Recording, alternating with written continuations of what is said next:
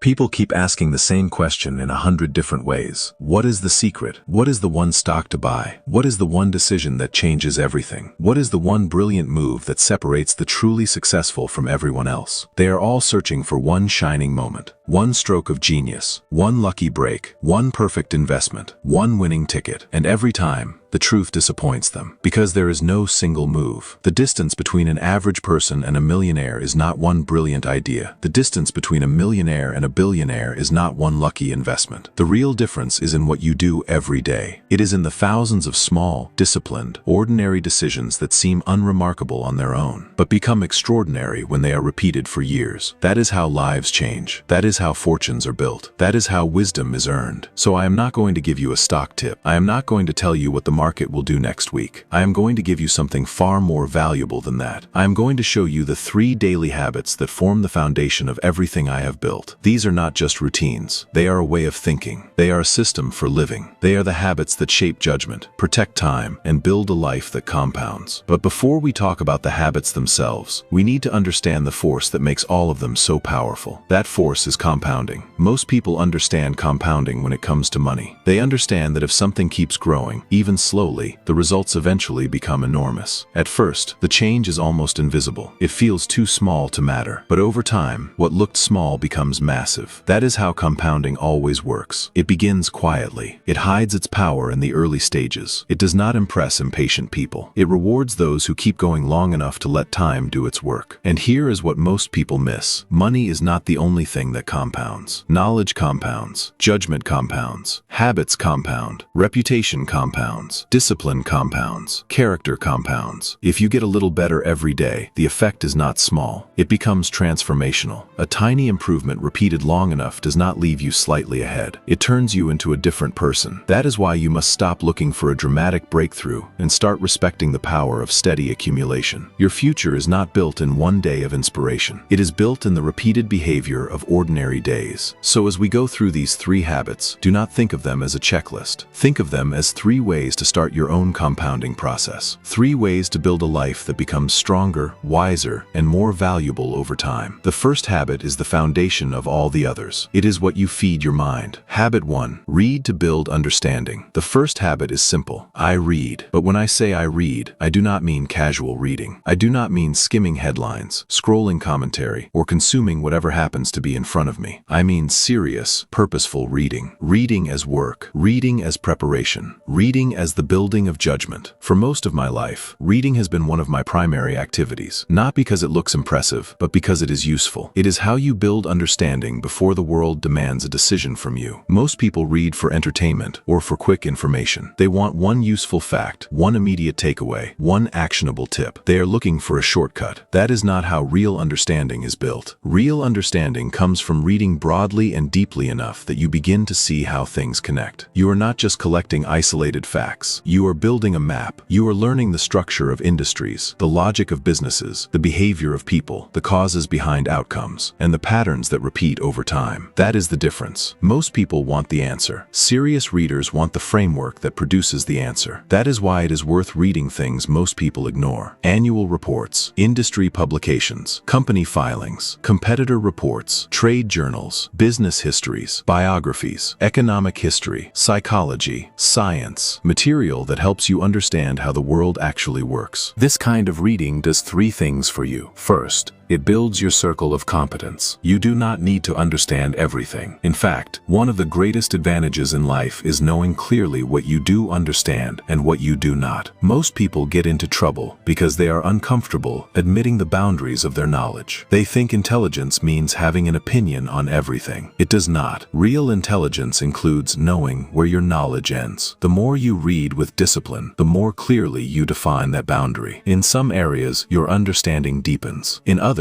you realize you should stay away. Both are valuable. One tells you where to act. The other tells you where not to. That clarity is powerful. Second, reading allows knowledge to compound. Knowledge is not a pile of disconnected facts. It is a network. One idea supports another. One industry teaches you something about another. One historical pattern helps you understand a current event. One biography gives you insight into human behavior that becomes useful in business, investing, and life. Over time, learning becomes faster because your mind has more hooks for new information. You stop reacting to events on the surface and start seeing the deeper structure underneath. You begin to recognize patterns earlier than other people do. You make better judgments because you are not looking at one data point in isolation. You are seeing the larger picture. That is the real return on reading. Third, reading reduces risk. People often talk about risk as if it were some complicated mathematical formula. But in the simplest and most practical sense, risk is not knowing what you are doing. When people act without understanding, that is risk. When they follow excitement without doing the work, that is risk. When they make decisions based on noise, rumors, or borrowed conviction, that is risk. Reading does not eliminate uncertainty, but it does reduce ignorance. And reducing ignorance is one of the most valuable things you can do. Now, the usual response to all of this is predictable. People say, "That sounds great, but I do not have time." What they usually mean is not that they lack time. It is that they have not made learning a real priority. You do not need to read hundreds of pages a day to benefit from this habit. You simply need consistency. One focused hour a day, done seriously, is enough to change the quality of your mind over time. Start there. Create a reading structure. Spend part of your reading time on your own field, your own profession, your own craft. Become deeply informed in the area where you earn your living. Then spend part of your reading time on biographies, history, business, and big ideas. That broader reading gives you context. It helps you think better, not just know more. And do not read passively. Read with questions. Read with a pen. Challenge what you are reading. Summarize it. Explain it in simple language. If you cannot explain it clearly, you probably do not understand it well enough yet. Reading is not passive consumption. It is active mental construction. That is habit 1. It is how you gather the raw material. It is how you build understanding. It is how you prepare yourself before the moment of decision arrives. But reading requires something the modern world is determined to destroy. It requires time, which brings us to the second habit. Habit 2, protect your time aggressively. The second habit is this: protect your time. Not casually, not occasionally, aggressively. Time is the one asset you can never replace. Money can be lost and earned again. Opportunities come and go. Markets rise and fall. But time, once spent, is gone. And yet most people treat their time as if it belongs to everyone except themselves. They let other people schedule it, interrupt it, consume it, fragment it, and fill it. They say yes too easily. They attend meetings they do not need to attend. They respond to every message as if it were urgent. They live in reaction instead of intention. Then they wonder why they never have time to think, time to read, time to reflect, time to build, time to improve. The answer is simple. They have not protected the asset. Every commitment has a cost, not just in minutes or hours, but in what that time could have been used for instead. That is the real cost. The price of a low-value hour is not 1 hour. It is the best use of that hour you gave up. Maybe that hour could have been spent learning something valuable. Maybe it could have been spent doing deep work. Maybe it could have been spent solving an important problem. Maybe it could have been spent with your family. Maybe it could have been spent thinking quietly enough to see what really matters. That is why successful people are not simply better at saying yes. They are better at saying no. The more serious you become about building a meaningful life, the more selective you must become. Not because you want to be difficult, not because you want to be selfish, but because everything important requires space, and space does not appear by accident. It has to be protected. A crowded calendar does not necessarily mean a productive life. A busy day is not automatically a valuable day. Motion is not the same as progress. Noise is not the same as work. Some of the most important things you will ever do will not look dramatic from the outside. Reading quietly, thinking deeply, reflecting carefully, working without interruption. These do not create the appearance of busyness, but they are often where the real value is created. Your mind needs uninterrupted time. It needs room to process what you have learned. It needs silence long enough for patterns to emerge. If you are constantly reacting, constantly switching, constantly being interrupted, you never get beneath the surface of anything. You remain busy but shallow. So build structure around your time. Create blocks for serious work. Batch low-value tasks. Do not check messages all day long. Do not let every request become your obligation. Do not fill every open space simply because it is open. Learn to leave room in your day. That room is not laziness. It is where thinking happens. It is where judgment improves. It is where the information you gather through reading becomes insight instead of clutter. A practical way to do this is to force clarity on your priorities. Write down the things you want most in life. Then identify the few that matter most right now. Not 20, not 15, a few. Once those are clear, everything else else becomes easier to evaluate. And here is the difficult part. The goals that are not in that top tier are often the most dangerous distractions because they are good enough to be tempting. They are not bad goals. They are simply not the main thing. And if you keep giving your time to what is merely interesting, you will never fully commit to what is most important. That is why discipline is often subtraction, not addition. It is removing what weakens focus. It is declining what fragments attention. It is refusing what looks harmless, but slowly steals your best energy. Another useful rule is simple. Do not let your most important habits disappear for 2 days in a row. You may miss once. Life happens. But when one missed day becomes 2, and 2 become 3, the slide begins. Consistency is not built by perfection. It is built by quick return. The goal is not to control every minute. The goal is to make sure your life reflects your priorities instead of your interruptions. That is habit 2. Protect time so that your best work, your best thinking, and your deepest growth actually have somewhere to happen. Now we come to the third habit, and in some ways, it is the most important of all, because this habit tells you how to make decisions when pressure rises, when emotions run high, and when the crowd is moving in the other direction. Habit 3. Live by an inner scorecard. The third habit is this. Live by an inner scorecard, not an outer one. Most people live by the outer scorecard. They measure themselves by what other people think, by status, by applause, by image, by public approval, by titles, by visible success, by whether the crowd agrees with them. That is a fragile way to live, because the crowd is emotional. The crowd is inconsistent. The crowd changes its mind. If you make your life dependent on outside approval, your peace will rise and fall with opinions you do not control. An inner scorecard is different. It means you measure yourself by your own principles, by your own standards, by whether your actions align with what you know to be right. It means you care more about the reality of what you are doing than the appearance of it. That matters in every part of life. It matters in business because it keeps you from making decisions just to look smart. It matters in investing because it keeps you from following the herd. It matters in character because it forces you to ask whether you are proud of your actions even when no one is clapping. When you live by an inner scorecard, you are less vulnerable to panic, greed, envy, and fear of missing out. You are able to stand apart from the crowd because your judgment is not borrowed from the crowd. If you have done the reading, if you have done the thinking, if you have protected the time needed to understand what matters, then the inner scorecard gives you something extremely valuable: conviction. It allows you to act when others hesitate. It allows you to stay still when others are rushing. It allows you to remain rational when others are emotional. Without an inner scorecard, knowledge is weak because it collapses under social pressure. With it, knowledge becomes usable. It becomes action. So how do you build this habit? One simple way is to test your decisions against a higher standard of honesty. Before making an important choice, ask yourself, if the full truth about this decision were made public, would I be comfortable with it? Would I respect myself for it? Is this aligned with the kind of person I want to be? That question cuts through a lot of excuses. It moves the issue away from profit, image, and convenience, and forces you to confront character. Not what you can get away with, not what other people will praise, but what is actually right according to your own standards. And that is where integrity is formed. Integrity is not built in grand speeches. It is built in repeated private decisions. It is built when you choose substance over appearance, principle over pressure, patience over impulse, and truth over approval. That is habit 3. It is the compass. It tells you how to use the knowledge you gain and the time you protect. It gives direction to everything else, bringing it all together. So there they are, the 3 habits. First, feed your mind with serious reading. Read to understand, not just to consume. Build a map of reality. Build judgment. Build competence. Second, protect your time with discipline. Guard it. Structure it. Refuse to waste it. Give your best energy to what matters most. Third, live by an inner scorecard. Make decisions based on principle, not applause. Care more about being right than looking right. Care more about integrity than image. These habits are not powerful because they are complicated. They are powerful because they compound. Do them once, and very little changes. Do them for a week, and you may feel some progress. Do them for a month, and your thinking starts to improve. Do them for years, and your entire life changes. That is the part most people underestimate. They want results without repetition. They want wisdom without study. They want success without structure. They want confidence without preparation. But the long game belongs to people who keep going. The people who improve steadily. The people who think independently. The people who build quietly. The people who let compounding work in their favor. Most people will hear ideas like these, agree with them, and then go back to living the same way tomorrow. They will keep chasing shortcuts. results. They will keep looking for the one trick, the one answer, the one lucky break. And that is why their results will remain ordinary. But if you choose a different path, if you commit to learning, protect your time, and live by your own principles, then over time, your life will begin to separate from the crowd. You will think more clearly. You will act more rationally. You will waste less energy. You will make better decisions. You will build a mind that gets stronger with time instead of weaker. You will build a life that is not just richer in money, but richer in judgment, character, and freedom. That is the real reward. So do not try to change everything at once. Choose one habit. Maybe you begin by reading 1 hour a day. Maybe you begin by protecting the first 2 hours of your morning. Maybe you begin by using your inner scorecard on every important decision. Pick one. Start there. Make it real. Repeat it tomorrow. Then the next day. Then keep going long enough for the results to become visible. Because success is rarely about brilliance. It is about habits. It is about temperament. It is about discipline. It is about arranging your life so that good decisions become easier and bad decisions become harder. That is how compounding works in real life. And if you start today, truly start, then years from now, people may look at your life and think it happened because of some great, dramatic moment. But you will know the truth. It was not one moment. It was not one move. It was not one lucky break. It was what you did every day. Subscribe, turn on notifications, and I'll reveal them in the next video. Stay rational. See you soon.